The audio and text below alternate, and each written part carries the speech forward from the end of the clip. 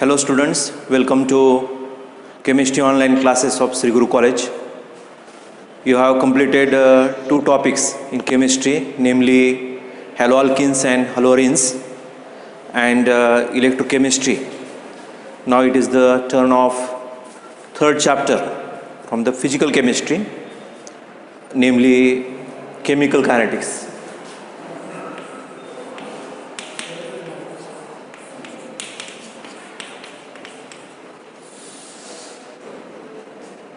So this very important topic in theory examination as well as in the entrance examinations also, because it carries more weightage.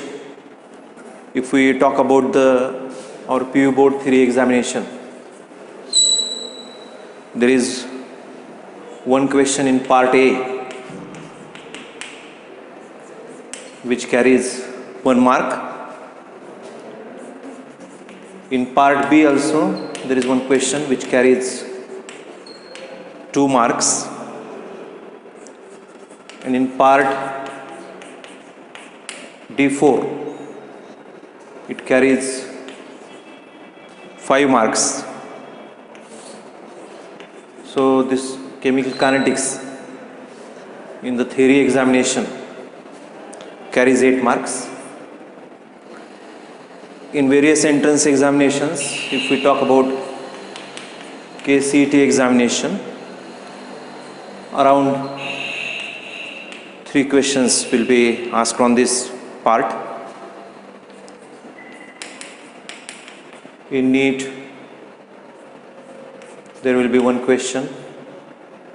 The same weightage is also for JEE examination. And as it is the part of physical chemistry, you come across many numerical questions in the chemical kinetics. So in that way, it is very important part. You have to practice very many numerical examples, and you have to understand the concepts also before solving those numericals. So we'll start learning about this chemical kinetics. We'll first see the introduction of this part, because we are learning first time this chemical kinetics. We are not come across this word chemical kinetics in our previous chemistry study. So if we look at any chemical reaction,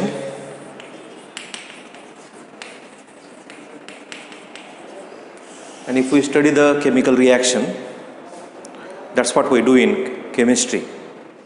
We learn chemical reactions. We can ask 3 questions which are very important in the study of chemical reaction. The first question is about the feasibility of reaction. We want to know whether the reaction is feasible or not. Feasible means whether it is possible, whether it completes. When we start with reactant, whether it gets converted to product or not. Feasibility of the reaction. We know how to predict the feasibility. Thermodynamics gives us very important concept, free energy change, and we say that when it is negative, the reaction is feasible, less than 0 or negative. If that free energy change is more than 0, positive, it is not feasible, and that is equal to 0. The reaction is at equilibrium. So we can say that chemical thermodynamics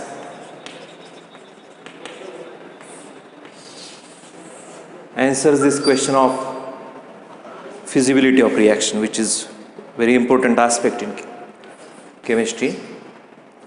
The another is the extent of reaction.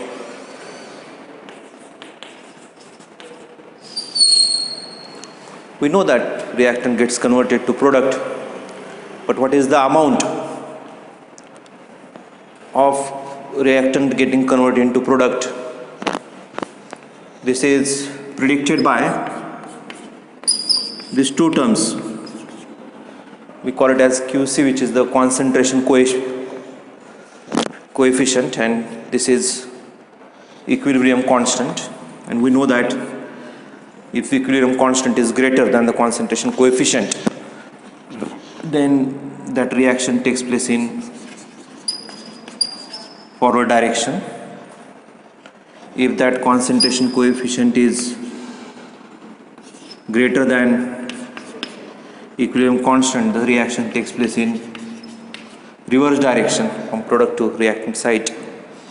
And if they are equal, the reaction is at equilibrium. The third and equally important question is about the speed of reaction. Speed of reaction. The reaction is feasible or not? Thermodynamics tells us. To what extent it takes place? Chemical equilibrium concepts helps us to understand that what is the speed of that reaction. This aspect is covered in chemical kinetics. So speed of reaction is basically part of chemical kinetic studies. If we look at this word chemical kinetics, chemical, we can say that anything which is related to chemistry, we call it as chemical. This kinetics word is derived from Greek word kinesis. And this kinesis is nothing but movements of what? Movements of molecules in the reaction. That is why we are talking about the chemical reaction movements in terms of chemical kinetics. So the speed of chemical reaction is studied in this specially designed branch of physical chemistry, and that we are calling it as the chemical kinetics. Now question comes, why this kinetic study is important? What is its significance in our day-to-day life? We can consider this simple reaction.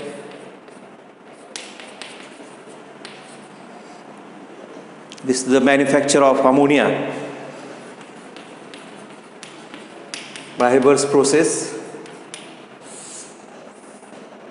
Haber got Nobel Prize for this.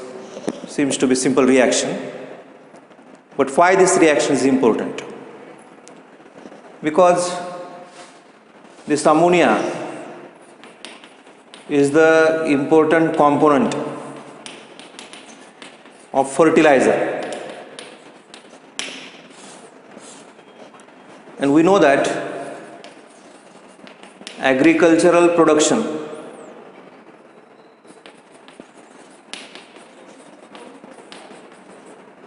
depends on the production of fertilizer, and production of fertilizer in turn depends on the speed at which ammonia is manufactured. So this crop production, which is required for this ever-growing population, that depends on fertilizer, and the speed at which fertilizers are made up of depends on this simple reaction. So what we want to know by these studies, we want to increase the speed of this particular reaction, speed of manufacture of ammonia. Because if we allow this happens at its own speed, that may not produce enough ammonia to produce enough fertilizers. So we want to deliberately increase the speed of this reaction. Another example, we can say this spoilage of food. We know that food gets spoiled if we keep it at room temperature easily, particularly in summer season at very high temperature. We can decrease this speed of chemical reaction, speed of spoilage of this food by keeping it into the refrigerator. So what we want to do here, speed of spoilage of food, we want to decrease.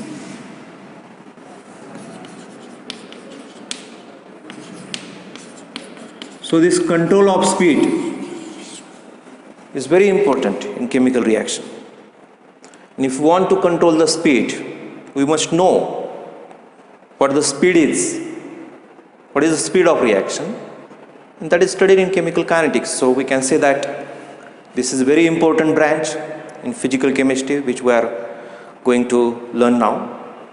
Now we'll start with the definition, because the complete syllabus is nothing but the expansion of that definition. We pick up some point from definition and we try to understand that. That is the complete part of this topic. How to define the chemical kinetics. Now you concentrate on this definition, because if you understand this definition, then you'll understand what we are learning and why we are learning. So we can say that it is branch of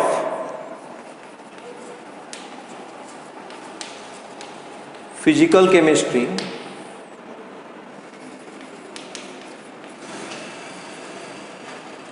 which deals with three things. Remember these three things. First is the rate of chemical reaction. Rate is nothing but speed or velocity. We'll see the definition of that. Then factors which are affecting the rate of chemical reaction. And third is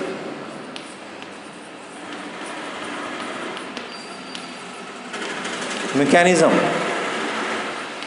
of chemical reaction. I think this word mechanism we came across last year. We can say mechanism is sequence of molecular events of that particular chemical reaction. How step 1, step 2, step 3 completes, what are intermediates, how they appear and disappear. So it is stepwise description, we can say, stepwise description of reaction. So three things we have to learn. First is the speed of chemical reaction, and it is not enough to just know or to calculate the speed of reaction. We want to know the factors which are affecting that speed. And thirdly, we want to know the sequence by which that reaction completes from reactant to product. So very simple.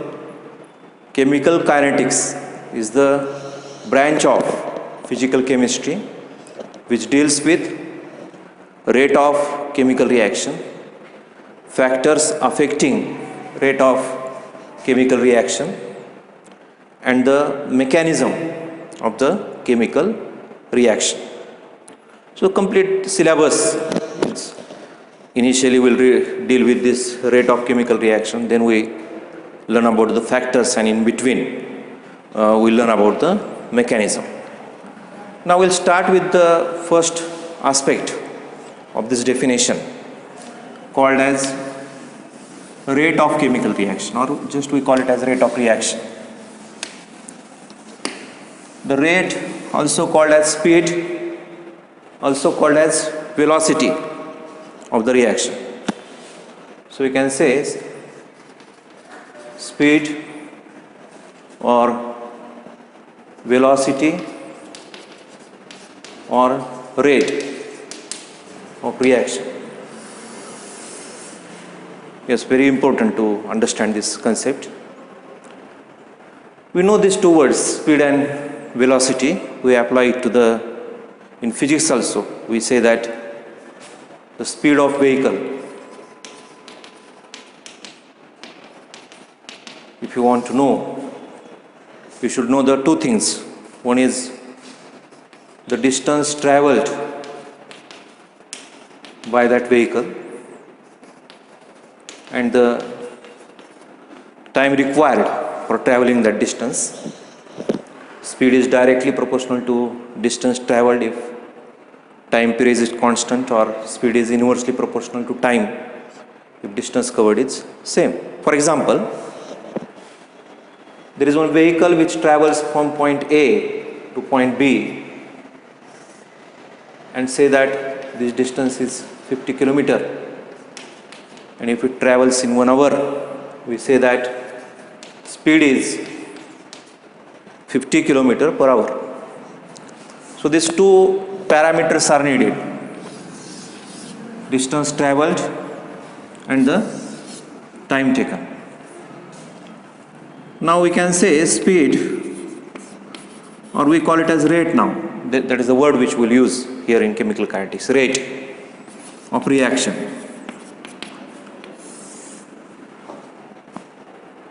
Which two things we should use here? Just like speed of vehicle. Of course, time factor will be definitely there,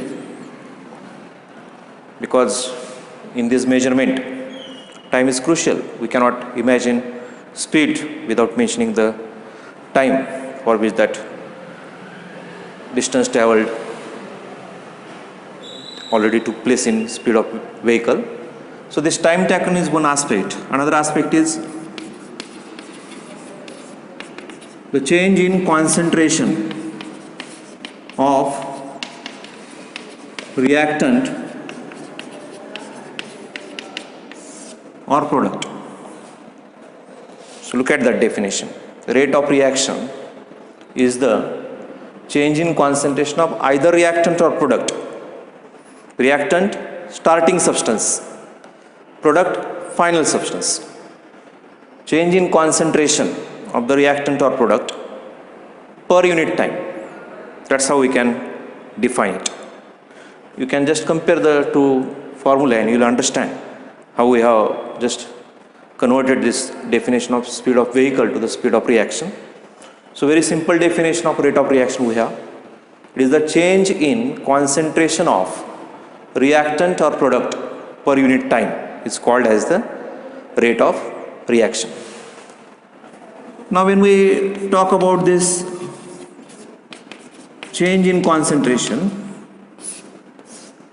it can be of two types, because change can be of two types. One can be decrease in concentration. Another it can be increase in concentration. Now whenever reaction takes place, this is reactant and this is product. The products are formed at the cost of reactant. So during the course of reaction, we can say decrease in concentration of reactant. So whenever chemical reaction is taking place, there is decrease in concentration of reactant. If there is no decrease in concentration of reactant, there will not be any change in there will not be any reaction at all, because there should be decrease in concentration of reactant. Or we can say it can be increase in concentration of product. So this change in concentration of reactant or product can be substituted as decrease in concentration of reactant or increase in concentration of product divided by time taken. So this is how we can define the rate of reaction. So we'll use one very technical word here when we learn chemical kinetics. We say that reactant disappears during the course of reaction. Reactant disappears. Again and again we'll use this word, rate of disappearance. So disappearance is related to the reactant. And during the course of reaction, product appears.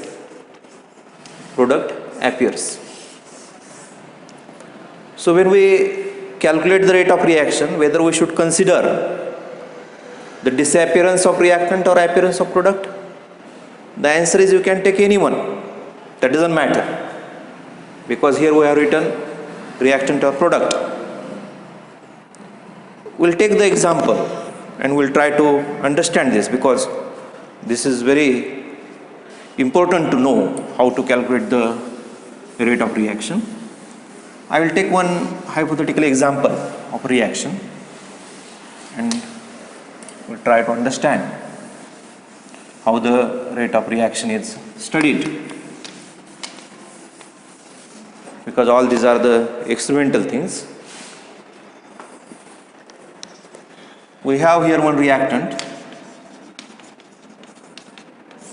and it has been converted into product.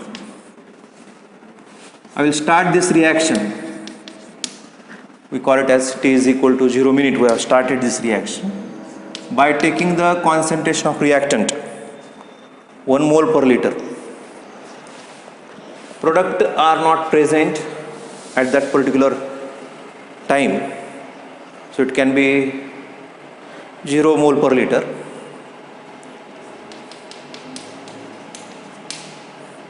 After say 10 minutes, its concentration, reactant concentration decreases and product concentration increases. If we have one more observation at 20 minutes, we can say it is 0.25 mole per liter, and this is 0.75 mole per liter. We can observe that concentration of reactant is decreasing, concentration of product is increasing. Reactants are disappearing, products are appearing. We call this as time 1 and this as time 2. Initial time, final time, because times are needed, 2 times are needed. We call this as molar concentration of reactant at time 1, T1. This square bracket indicates molar concentration.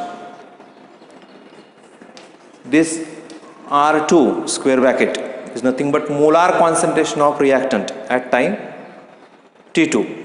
Similarly, this is P1 and this is P2. So this type of data we have, and now we want to know what is the rate of reaction. So you can say change in molar concentration of reactant or decrease in molar concentration of the reactant. Decrease means this is the final concentration. From that we have to subtract initial concentration. This is final time and we have to subtract the initial time. This final concentration is 0.5. This initial concentration is 1. This is say 0.5. Of course it will come as negative, because in this case, in the case of reactant, R2 is less than R1. That equals to negative 0.05 mole per liter per minute. But just like the speed of vehicle cannot be negative, rate of reaction also cannot be negative. So I have to write negative sign when we express the rate in terms of concentration of reactant. What is the significance of this negative sign? Significance is during the course of reaction, concentration of reactant decreases. If we put negative sign here, we get here as 0.05 mole per liter per minute. This rate we are getting. This term can be alternatively written as, because different notations we should know, we can write delta, a Greek letter, which indicates difference in molar concentration of reactant time, and we have to put the negative sign. So this is nothing but final concentration of reactant minus initial concentration of reactant, final time minus initial time, which we have substituted. We can take this data of product concentration and calculate the rate of reaction, because we want to know whether both are equal or not. I'll write here ROR as the rate of reaction here, which is nothing but T2 minus P1 divided by T2 minus T1. P2 is 0.5, this is 10, this is 0.05 mole per liter per minute. Now there is no need of negative sign here, because P2, final concentration of product, is greater than initial concentration of the product. You can look at these values. 0.05 mole per liter per minute when we calculate rate in terms of concentration of product, and 0.05 mole per liter per minute when we calculate the rate in terms of concentration of reactant. They are equal. It means either we can track the progress of reaction in terms of decrease in molar concentration of reactant or increase in molar concentration of product. That doesn't matter. We get the same answer. Now, after this formula in terms of change in molar concentration of reactant or product,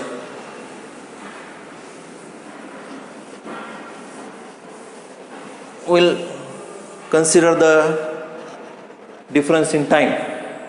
See here, this is also very important, that this time taken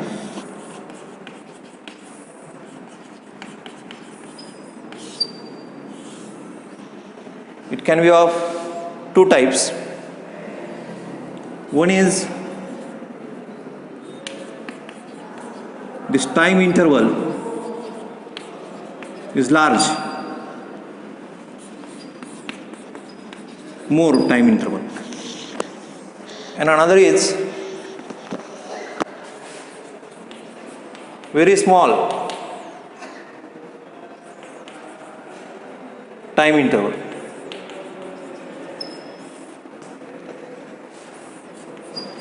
Delta T approaches 0, we call it. We have to write this in terms of this dt, just like here delta T. What is the difference? If we take the same example, the speed of vehicle is 50 km per hour. This speed is the average speed. It is possible that when vehicle has just started, the speed is just 5 to 10 km per hour. In between, when that vehicle is traveling on the road of less traffic, it may be 100 km per hour. When it stops at signal, its speed is 0 km per hour. So it is average speed. That doesn't mean that throughout that 1 hour the vehicle was traveling with the same speed. We call it as the average speed. If we want to know the speed of reaction when that delta t approaches 0 means we consider two time intervals. This is t1 and this is t2. The difference is delta t. We go on decreasing this time interval differences and delta t is almost equal to 0. What we get? We get the rate of reaction at particular instant, at particular moment, and this happens when this delta t becomes dt. Delta t equals to 0, and when this delta t is large, we call it as the average rate. So we can say that R average is equal to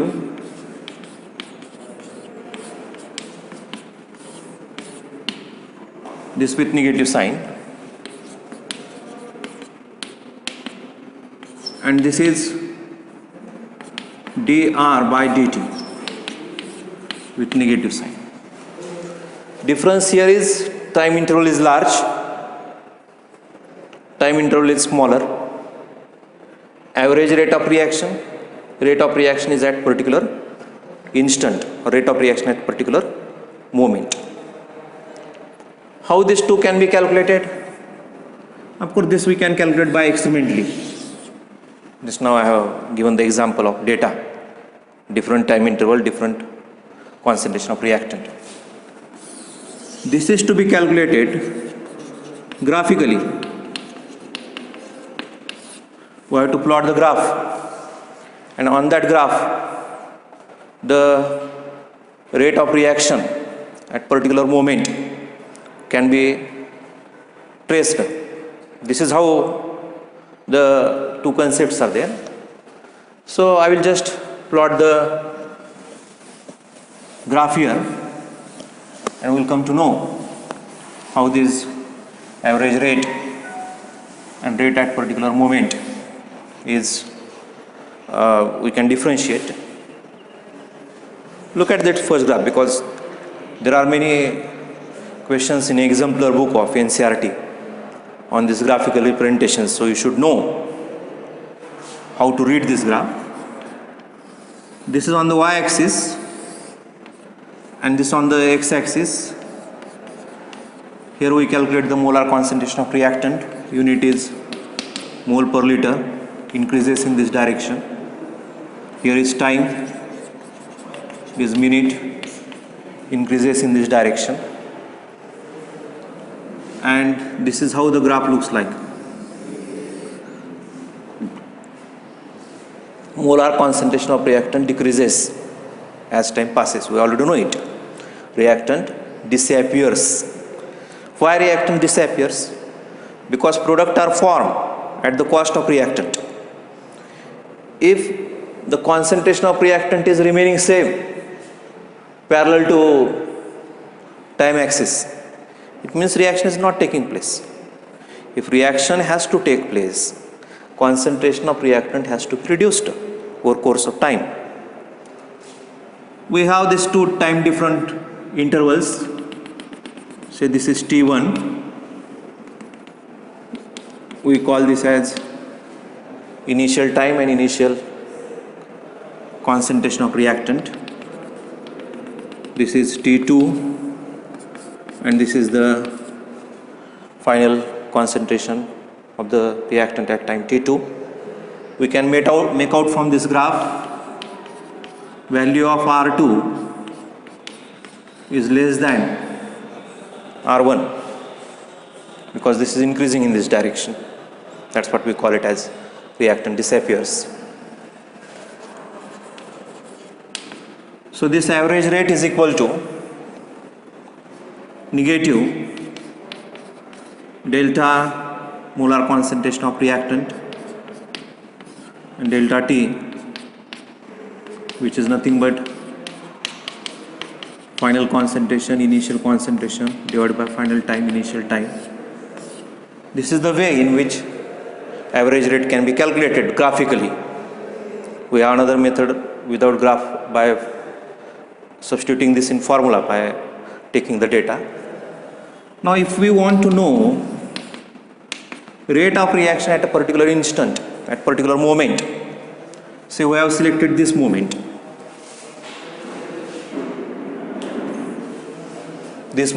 we have selected, and we want to know what is the rate of reaction at this particular moment. We do not have two different time periods. We do not have two different rate, but we want to know at this particular moment. We are talking about this delta T approaches 0, and there is very small difference in the concentration of the reactant. So what we have to do?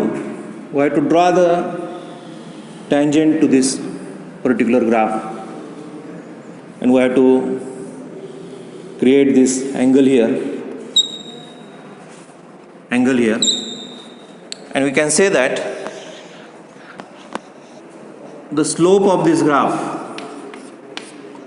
we call it as tan of theta, which is the opposite side divided by the adjacent side. But that slope is -1 because this is in the decreasing order. So I have to put the negative sign before that, so that this is negative multiplied by negative, this becomes positive, and rate becomes positive. So if you have provided this graph and these different values, you can calculate the rate of reaction. It's very simple. We'll take practice of it when we do the numericals. Now I'll draw another one graph, that is the product concentration graph. I will write the molar concentration of product on the y-axis. Of course it is mole per liter, and time on the x-axis, it is in minute. Now the graph representation is different. You can make it out. This goes like this one. As time passes, concentration of product increases, product appears, reactant disappears. We can select the two time. This is T1, this is P1, this is T2, this is molar concentration of P2, and we can make it out. The P2 is greater than P1. So when we subtract P1 from P2, that is positive. No need to put negative sign here. So we can say average rate is equal to molar concentration of product final minus initial divided by the time. No need of negative sign here because already this is positive. This can be again written as in this way. Now what is the rate of reaction at particular instant? We have selected this time.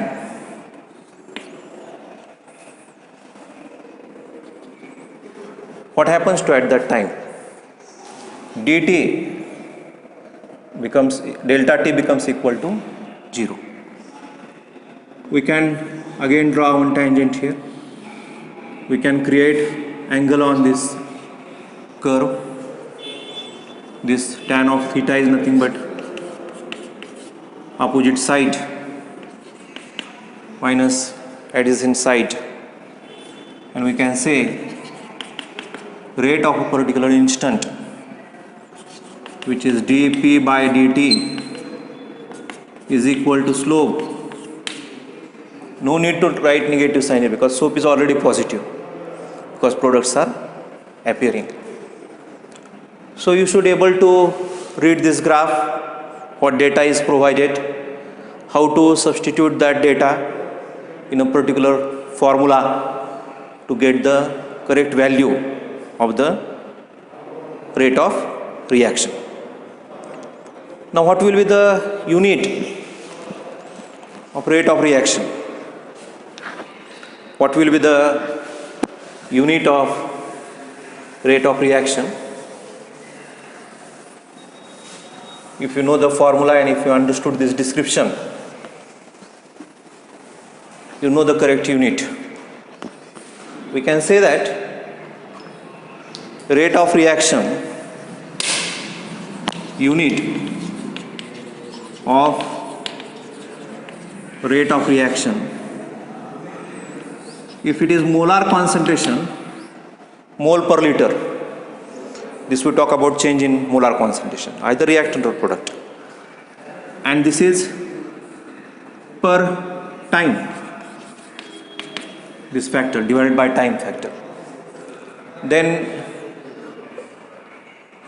if it is SI unit, we can say mole per liter per second, but this in terms of molar concentration and this in terms of time. If partial pressures are used for gaseous reaction, I already told you that maybe it is not always concentration will be mole per liter. So you can say ATM